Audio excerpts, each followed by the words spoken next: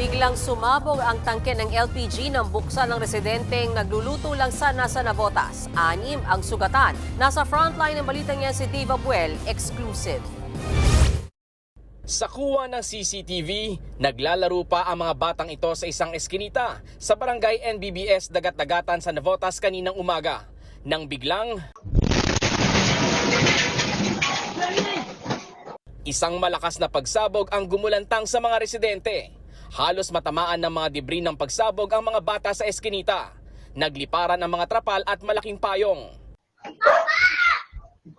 Nagsilabasan tuloy ang mga residente matapos magulat sa malakas na pagsabog. Isa-isang lumabas ang mga nakatira sa bahay kung saan nangyari mismo ang pagsabog. Sa isa pang kuha ng CCTV, makikitang nagkalat ang mga gamit sa labas ng isang bahay sa tindi ng pagsabog. Agad lumabas ng bahay ang mga residente. Sa tala ng Bureau of Fire Protection, 6 ang napaulat na nagtamo ng mga lapnos sa iba't ibang parte ng katawan. Base sa investigasyon, maliit na tangke ng LPG ang sanhi ng pagsabog. Kasama sa 6 na nasugatan ang asawa at 2 anak ni Mang Angelito Eskeltura. Lapnos ang mukha ng kanyang asawa. Mga lapnos naman sa katawan ang tinamo ng 2 anak. Kwento ni Mang Angelito, magluluto dapat ng panindang mais ang kanyang anak at asawa. Pagkasindi ng lighter, bigla na lang daw sumabog. Baka dati may singaw na tangke na yun yung nabing tangke na gasol na maliit. Di man natin isasadya yung ganun pangyayari.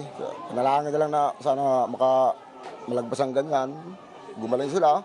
Bahagya rin daw nagkasunog pero naapula daw agad ito ni Angelito. Patuloy pang nagpapagaling ang asawa at 2 anak ni Angelito. Paalala naman ng barangay. So, leksyon yun na dapat pagdating sa negosyo, wag nang gumamit ng super kalan. Gumamit na ng regular na kalan, yung mga dalawang burner. Nagbabalita mula sa Frontline, Dave Abuel, News 5. Mga kapatid, Mean Los Baños po, huwag magpahuli sa mga balita at impormasyong dapat ninyong malaman. Para sa mas malawak na balitaan at diskusyon, mag-follow at mag-subscribe na sa social media pages ng News 5.